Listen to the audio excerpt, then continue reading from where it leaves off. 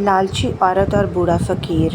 نازیہ ایک موٹی عورت تھی جو اکیلی ایک الگ تھلگ مکان میں رہتی تھی۔ اس کا اپنے بارے میں یہ خیال تھا کہ وہ ایک اچھی عورت ہے۔ وہ اکثر اپنی سہیلیوں کو بتاتی کہ میں بہت مہربان ہوں، لیکن خود کہنے سے تو کبھی کوئی مہربان نہیں ہو جاتا۔ ایک دن ایک آدمی نازیہ کے گھر کے دروازے پر دستک دی۔ وہ بہت غریب تھا، اس کے کپڑے پھٹے ہوئے تھے، بال بکھرے ہوئے تھے اور وہ بہت پریشان حال تھا۔ آدمی نے نازیہ سے کھانے کے لیے کچھ مانگا۔ نازیہ نے غصے سے بھری باہر نکلی اور اس آدمی پر برس پڑی۔ جاؤ، دفع ہو جاؤ، میرے پاس تمہارے کھلانے کو کچھ نہیں۔ اگر اتنے ہی بھوکے ہو تو تم خود محنت کرو اور کھاؤ۔ یہ کہہ کر اس نے زور سے دروازہ بند کر دیا اور وہ غریب آدمی بند دروازے کو حسرت سے دیکھتا رہ گیا۔ دروازہ بند کرنے کے بعد نازیہ نے اندر جا کر اپنے لیے چائے کا ایک گرم کپ تیار کیا اور مزے لے لے کر پیتی رہی۔ غریب آدمی سڑک کے کنارے چلتا ہوا ایک دوسرے مکان پر جا پہنچا، جہاں پر فرحانہ رہتی تھی، جو نازیہ کی سہیلی بھی تھی۔ جو ہی فرحانہ کی نظر اس غریب آدمی پر پڑی تو اس کی حالت دیکھ کر پریشان ہو گئی۔ فرحانہ نے اسے اپنے پاس بلایا اور کہا، تم تھکے ہوئے دکھائی دیتے ہو، وہ تم پر سردی بھی لگ رہی ہے، اندر آ جاؤ اور یہاں بیٹھ جاؤ۔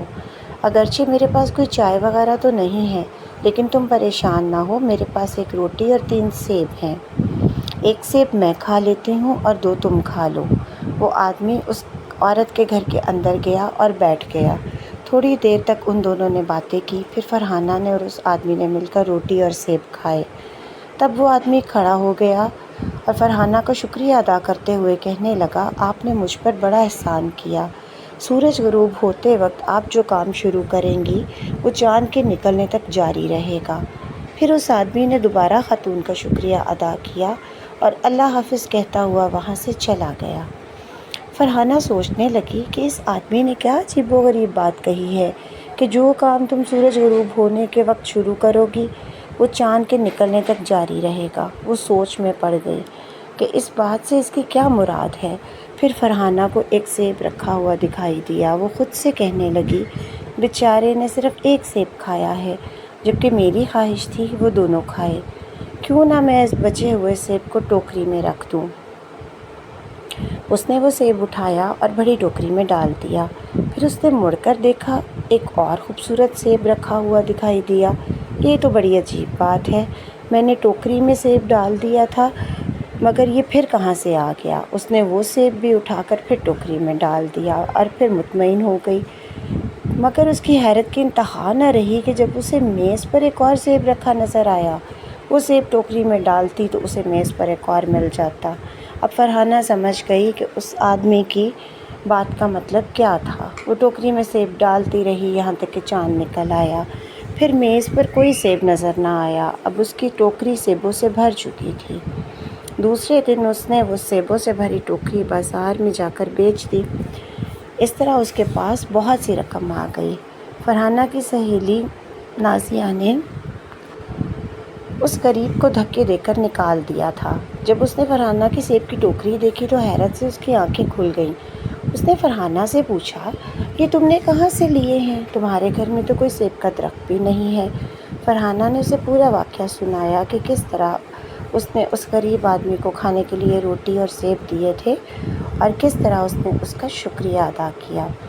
نازیہ نے فرحانہ سے کچھ نہ کہا، لیکن اپنے دل میں فیصلہ کیا کہ اب کی بار وہ بوڑھا آئے گا وہ اس کو خوب کھلاؤں گی۔ اگلے دن وہ بوڑھا دوبارہ آیا۔ نازیہ اس کو دیکھ کر خوشی سے پھولے نہ سمائی۔ اس نے بوڑھے آدمی سے درخواست کی، مہربانی کر کے میرے گھر کے اندر آئیں، میں آپ کی خاطر مدارت کروں گی۔ بوڑھا اندر آ گیا۔ نازیہ نے اس سے پینے کے لیے چائے اور کھانے کے لیے بہت سے کیک دیے۔ بوڑھے آدمی نے بہت سے کیک کھائے اور چائے پی اور وہ کھڑا ہو گیا۔ نازیہ کا شکریہ ادا کیا۔ وہ اس بات کے سننے کے انتظار میں تھی کہ جس کے بعد اسے اپنی من پسند چیز مل سکتی تھی۔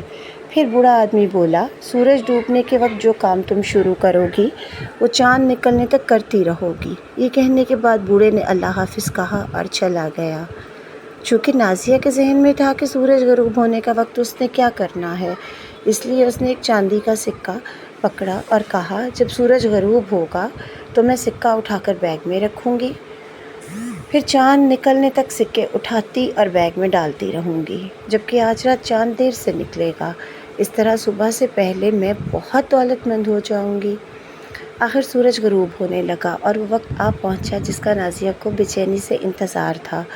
سورج غروب ہونے کے قریب ہی تھا کہ نازیہ بے دہانی میں تیزی سے مڑی، جس کے نتیجے میں وہ میز پر رکھے ہوئے چائے کے بھرے برتن سے ٹکرا گئی اور چائے فرش پر گر کر بہنے لگی۔ اس نے جلدی سے کپڑا لیا اور فرش صاف کرنے لگی۔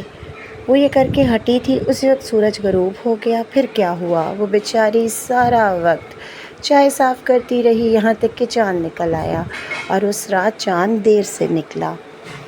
چونکہ اس نے لالچ کی خاطر بوڑھے کی مدد کی تھی، اس لیے اسے اپنے کیے کی سزا مل گئی۔ اس لیے کہتے ہیں عملوں کا دار و مدار نیتوں پر ہوتا ہے۔ اگر ہماری نیت صاف ہو تو ہر کام سیدھا اور خالص ہوتا ہے اور اللہ تعالیٰ کی مدد بھی شامل حال ہو جاتی ہے۔ اللہ آپ سب کا حامی و ناصر ہو، آمین۔ آپ سب کو یہ کہانی کیسی لگی کامنٹ میں ضرور بتائیے گا۔